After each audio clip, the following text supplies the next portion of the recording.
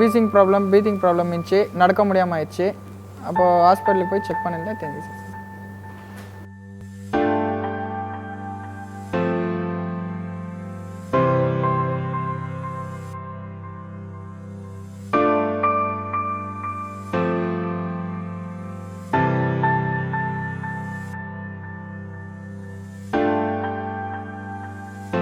The Sarvagna Healthcare Institute is a non-for-profit organization which was registered in the early 2014, and it started its main function, which was the dialysis unit with the 10 machines in May 2014.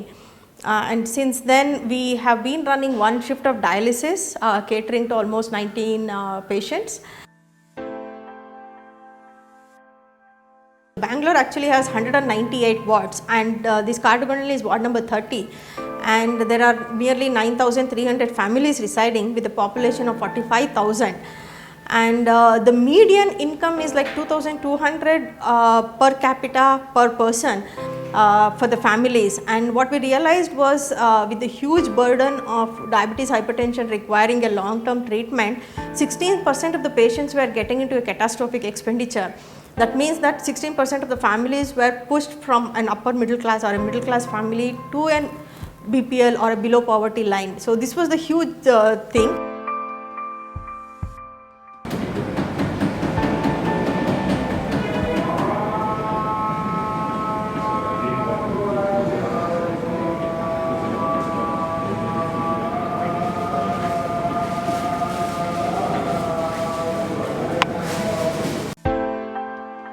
मेरे को खाना नहीं चलता, पाँव फूक जाता है, sir मुंह सभी फूक जाता है, बैठने उठने होने होता, सुस्तागी, बाहर चलने फिरने नहीं होता साहब।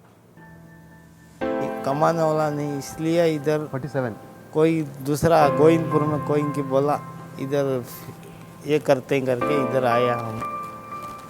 इसलिए बहुत ये हो रहा मेरे को तकलीफ़ है, इसलिए यहाँ आराम से करा लग जा रहा है।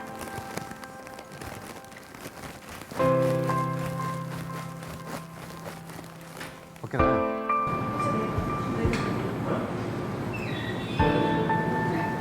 ಆಟೋ ಓಡಿಸ್ತಾ ಈ ಥರ ಜ್ವರ ಬಂತು, ಡೆಂಗು ಜ್ವರ.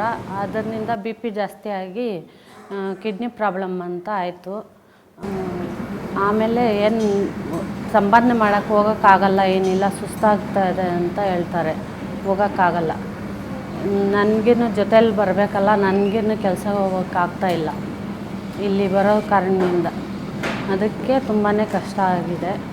ಅಪ್ಪ ವಯಸ್ಸಾಗಿದೆ, ತಮ್ಮ ಇದ್ದಾರೆ, ತಮ್ಮ ಏನು ಹೆಲ್ಪ್ ಮಾಡಲ್ಲ. ನಮಗೆ ತಾಯಿ ತಂದೆ ತಮ್ಮ ಯಾರೂ ಇಲ್ಲ ನಮ್ಮ ಕಡೆಯಿಂದನೂ. ಅವರಪ್ಪ ಇದ್ದಾರೆ, ಅವರಪ್ಪಗೆ ವಯಸ್ಸಾಗಿದೆ, ಅವ್ರೇನು ಮಾಡೋಕ್ಕಾಗಲ್ಲ. ಈ ಥರ ಪ್ರಾಬ್ಲಮ್ಸ್ ಇದೆ ನಮ್ಗೆ. ಫಸ್ಟು ಇಕ್ಟರಲ್ಲಿ ಡಯಾಲಿಸಿಸ್ ಆಗಿದ್ದು, ಅಲ್ಲಿ ಒಂದು ತಿಂಗಳು ಮಾಡಿದ್ರು, ಅಲ್ಲಿಂದ ಕಳಿಸ್ಬಿಟ್ರು ಬೇರೆ ಜಾಗದಲ್ಲಿ ಮಾಡ್ಕೊಳ್ಳಿ ಅಂತ. ಏಷ್ಯನ್ ಆಸ್ಪತ್ರೆಯಲ್ಲಿ ಮಾಡ್ತಾಯಿದ್ದೆ ನಾನು. ಅಲ್ಲಿ ದುಡ್ಡು ಜಾಸ್ತಿ ಆಗ್ತಾಯಿತ್ತು, 4,000 ಮೆಡಿಷನ್ಗೆ ಆಗ್ತಾಯಿತ್ತು. 8 ಸತಿ ಮಾಡಬೇಕಾಗಿತ್ತು ಡಯಾಲಿಸಿಸ್, ಅದಕ್ಕೆ 8,000 ಆಗ್ತಾಯಿತ್ತು. 1,000 ಒಂದು ಇಂಜೆಕ್ಷನ್ನು, ಅದು ಒಂದು 4 ಇಂಜೆಕ್ಷನ್ ಆಗ್ತಾಯಿತ್ತು. 16,000 ನನಗೆ ಖರ್ಚು ಬರ್ತಾಯಿತ್ತು ನನಗೆ ತಿಂಗಳಿಗೆ. ಮಾಡಿಸಿದ್ರೆ ಒಳ್ಳೆಯದಾಗುತ್ತೆ, ಕಿಡ್ನಿ ಹಾಕಿದರೆ ಟ್ರಾನ್ಸ್ಫರ್ ಮಾಡಿದರೆ ಹಾಕಿದರೆ ಚೆಂದಾಗುತ್ತೆ ಅಂತ ಹೇಳಿದ್ದಾರೆ. ನನಗೇನು ಒಂದು ಆಸೆ, 25 ವರ್ಷ ಮಗಾಗೆ ಚಿಕ್ಕ ವಯಸ್ಸು ಹಿಂಗೆ ಆಗ್ಬಿಡ್ತಲ್ಲ ಅಂತ ನನಗೇನು ಇದಾಗುತ್ತೆ, ಏನು ಮಾಡೋಕ್ಕಾಗುತ್ತೆ.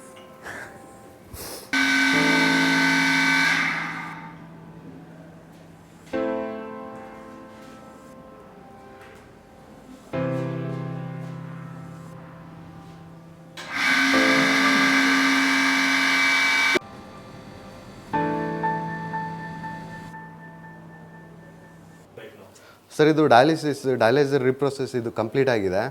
ಜಸ್ಟ್ ನಾನು ಇದನ್ನು ಸ್ಟೆರಿಲ್ ಲೆಂಟಲ್ಲಿ ಫಿಲ್ ಮಾಡಿಬಿಟ್ಟು ನಾನು ಪೇಷಂಟ್ಸ್ ಏನಿದೆ ಆ ಪೇಷಂಟ್ಸ್ ಪ್ಲೇಸಲ್ಲಿ ರೀಪ್ಲೇಸ್ ಮಾಡ್ತಾಯಿದ್ದೀನಿ sir.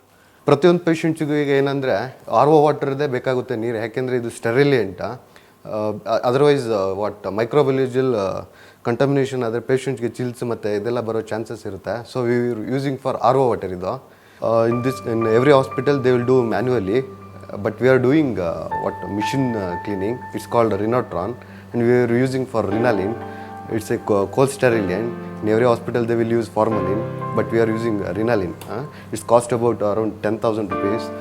When the when patient is finished the dialysis, we will take the dialyzer and I will connect to the machines. This will take 57 steps and 10 minutes to each reprocess. And we will calculate the bundle volume of the dialyzer and we will decide to next dialysis.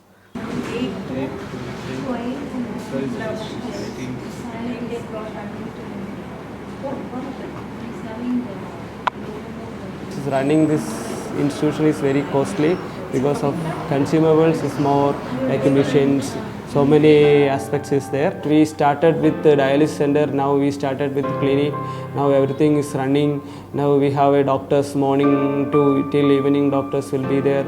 People who wanted to come and meet doctors, they can take tablets, medicines, meet doctor with any cost. We are not charging anything for that consultation or anything. Medicines also half rate we are giving. So our aim is we have to help the people for the treatment.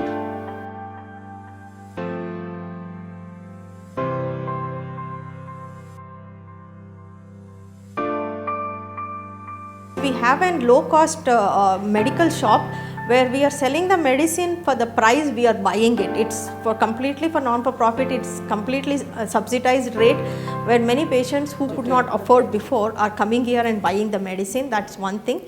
And the second thing is we also have a laboratory facility which is quite well equipped with an advanced technology. Even that we are providing at a very subsidized rate. And the most important thing what I have as a doctor, as a researcher, public health specialist I have seen is the patients want a service under one roof. Once they walk in, they want all the services to be provided under the one roof and see the doctor, get the investigation, take the medicine and then go home. This is something once they walk in, they can go home feeling satisfied and making their lives better, the life they are living better for them and for the family is something which motivates. And also it's a great satisfaction for me, I would say. ಈ ಸಂಸ್ಥೆನ ಶುರು ಮಾಡಲಿಕ್ಕೆ Shri KJ George ಅವರ ಕೈ ತುಂಬ ಇದೆ. ಅವರ ಒಂದು ಸಹಯೋಗದಿಂದ ಈ ಒಂದು ಸಂಸ್ಥೆನ ಶುರು ಮಾಡಿದ್ದೀವಿ. ಅವರು ನಾನು ಅವ್ರನ್ನ ಮೀಟ್ ಮಾಡಿದಾಗ ನಾನು ಹೇಳಿದೆ ಈ ಕಾಡುಗೊಣ್ಣಳ್ಳಿ ಏರಿಯಾದಲ್ಲಿ ತುಂಬ ಜನಕ್ಕೆ ಡಯಾಬಿಟೀಸು ಮತ್ತು ಹೈಪರ್ಟೆನ್ಷನ್ ಕಾಯಿಲೆಗಳಿದೆ ಸರ್, ಏನಾದರೂ ಮಾಡಬೇಕು ಅಂತ. ಅವ್ರು ಕೇಳಿದ ಒಂದೇ ಮಾತು, ಏನು ಮಾಡಬೇಕು ಹೇಳಿ ನಾನು ಮಾಡ್ತೀನಿ ಅಂತ ಹೇಳಿ. ಕೊನೆಗೆ ನಾವೇನೋ ಸಜೆಷನ್ ಕೊಟ್ವಿ, ಅದನ್ನೆಲ್ಲ ಅವರು ಅಕ್ಸೆಪ್ಟ್ ಮಾಡಿ ಈ ಒಂದು ಸಂಸ್ಥೆನ ನಿಲ್ಲಿಸಲಿಕ್ಕೆ ಕಾರಣಕರ್ತರಾಗಿದ್ದಾರೆ. ಇದರಿಂದ ತುಂಬ ಜನಕ್ಕೆ ಸಹಾಯ ಆಗ್ತಾ ಇದೆ. ಅವರು ಪರೋಕ್ಷವಾಗಿ ಎಲ್ಲ ಒಂದು ಕೆಲಸಗಳಿಗೂ ನಮ್ಮ ಜೊತೆಗೆ ನಿಂತು ಸಹಾಯ ಮಾಡ್ತಾ ಇದ್ದಾರೆ. ಸೊ ಇದರಿಂದ ತುಂಬ ಜನಕ್ಕೆ ಎಸ್ಪೆಷಲಿ ಪೇಷಂಟ್ಸ್ ವಿತ್ ಡಯಾಬಿಟೀಸ್ ಮತ್ತು ಹೈಪರ್ ಟೆನ್ಷನ್ ಇರೋರಿಗೆ ಒಂದು ಮಾತ್ರೆ ತಗೊಳ್ಳಿಕ್ಕಾಗಲಿ, ಒಂದು ರಕ್ತ ಅಥವಾ ಮೂತ್ರ ಪರೀಕ್ಷೆ ಮಾಡಿಸ್ಕೊಳ್ಳಿಕ್ಕಾಗಲಿ, ಡಯಾಲಿಸಿಸ್ ಮಾಡಿಸ್ಕೊಳ್ಳಿಕ್ಕಾಗಲಿ ತುಂಬ ಸಹಾಯ ಆಗ್ತಾ ಇದೆ. ಇಲ್ಲಿ ಸಾಕಷ್ಟು ಆರ್ಥಿಕವಾಗಿ ಹಿಂದುಳಿದ ವರ್ಗದವರಿದ್ದಾರೆ, ಎಲ್ಲ ಜಾತಿಯವರು ಇದ್ದಾರೆ, ಅದರಲ್ಲಿ ಅಲ್ಪಸಂಖ್ಯಾತರು ಹೆಚ್ಚಿಗಿದ್ದಾರೆ. ಅವರ ಉದ್ದೇಶಕ್ಕೋಸ್ಕರವಾಗಿ ಈಗಾಗಲೇ 10 ಡಯಾಲಿಸಿಸ್ನ ಒಂದು ಸೆಂಟರ್ನ ಓಪನ್ ಮಾಡಿದ್ವಿ. ಈಗ ಅದೇ ರೀತಿಯಲ್ಲಿ ಬ್ಯಾಪ್ಟಿಸ್ಟ್ ಹಾಸ್ಪಿಟಲ್ ಸಹಯೋಜನದಂತೆ ಈ ಒಂದು ಕ್ಲಿನಿಕಲ್ ಫೆಸಿಲಿಟೀಸು ಮತ್ತು ಕಡಿಮೆ ದರದಲ್ಲಿ ಅವರಿಗೆ ಮದ್ದುಗಳನ್ನು ಕೊಡುವಂಥ ಮೆಡಿಸಿನ್ ಕೊಡುವಂಥ ಕೆಲಸ ಮಾಡಿದ್ವಿ. ಡಾಕ್ಟರ್ ಶಂಶೀರ್ ಅವರು ಸಮೇತ ಅವರ ಟ್ರಸ್ಟಿಂದ ಈ ಒಂದು ಟ್ರಸ್ಟಿಗೆ ಸಹಾಯ ಮಾಡಿದ್ದಾರೆ.